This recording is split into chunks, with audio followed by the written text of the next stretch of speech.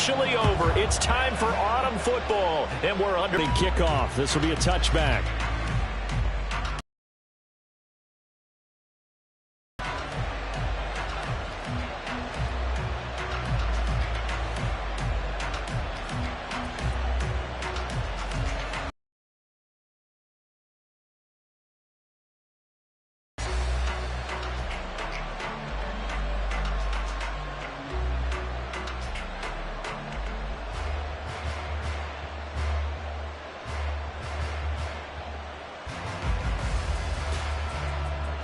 Let's go now.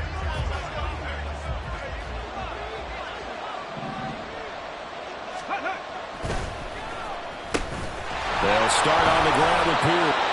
To the game plan and trying to attack them this week, because when you take it away 4 times through interceptions, do you now decide that I can't throw the ball against this team and try and run it like crazy? Or do you challenge them? This is going to be fun.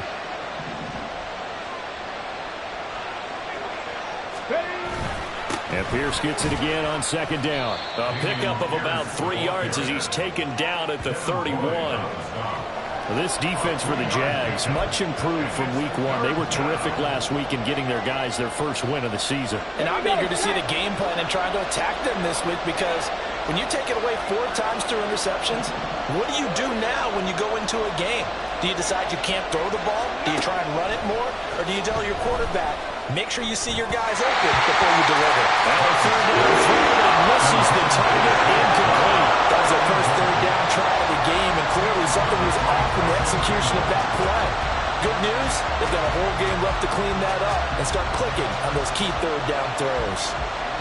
The Texans send the punter out. He'll kick it away after 3 and out on the opening drive of the game.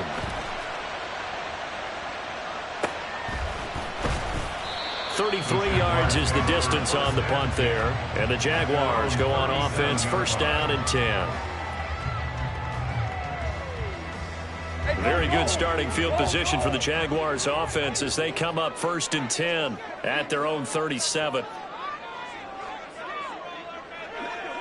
And I like the idea here. Get the ball in his hands, even if it's in the passing game. 3 catches a week ago, and he does a nice job here to pick up yardage.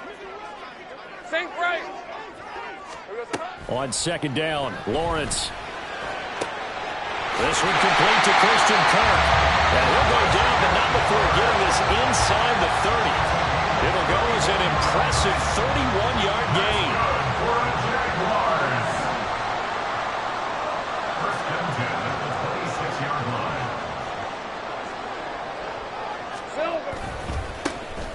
A give to ETN running right. And he is going to lose yardage here. So after the loss of a yard, they'll look to push forward here on second down and 11. Here's Lawrence. He'll get that underneath ETN. And down inside the 15, shy of the 10. That one a pickup of 15 for Jacksonville. Well, we know he can run the football too, but he's a good pass catcher. That's been on display here, Charles, on this opening drive. And we certainly have seen the benefits of what he did in the offseason, which was spend more time with wide receivers, working on routes, working on cuts, in order to make himself a more complete running back and even more of a threat downfield. Credit him with a 1-yard gain there to make it second and 9. A 1-yard gain can look like a disaster, but it all depends on how the game is going.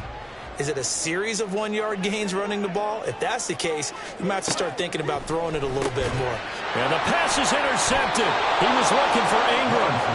And the Texans are going to take over here on the INT at their own 5-yard line.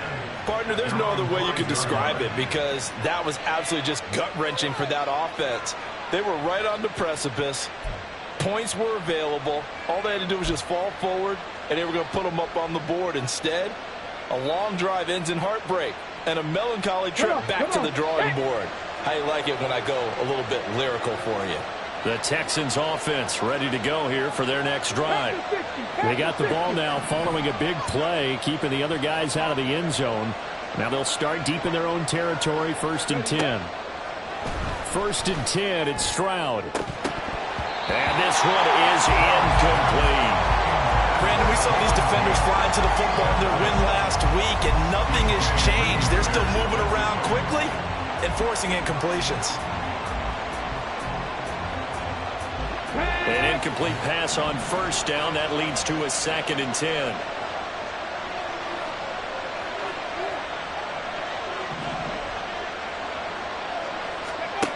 Stroud finds his man. It's John Mechie, and able to get it across the 20 before they get to him. 16 yards on that one, and also a Texan first down. And they were backed up to start the drive, but not anymore. Now, that's the play call that the offensive coordinator had in his head. You saw the end result.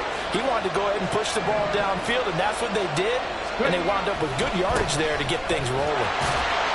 Now a first down run is going nowhere. He's going to be dropped in the backfield, a loss of 2. I know that speed is the hallmark of today's NFL game, but the key to good rushing defense is still having your linebackers set the edge.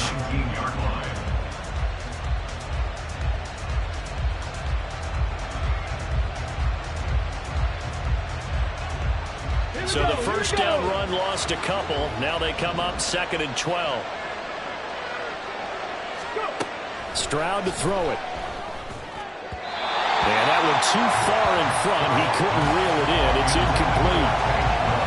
That open man that time, they end up putting a little too much heat on it, don't you think, partner? Absolutely. Just needed a touch more air under it. Instead, he fired an absolute bullet. Stroud on 3rd down now. And a throw there going to be incomplete. Looks like a second empty possession to start the game, and certainly not the way you want to start when you're coming off of a loss last week. Every team talks about starting fast. They're hoping on their next possession it can be a delayed fast start and get them going. Oh, it's a wobbler here. And this will be touchdown across midfield at the 45-yard line. The Jacksonville offense set to begin their next drive. Now, early on, you know, Charles, every game could be called a measuring stick game. But I think when it comes within your division like this, it's a measuring stick game with a little extra intrigue. I would agree with that totally, because all division games have a little extra to them. But I like where this game is situated because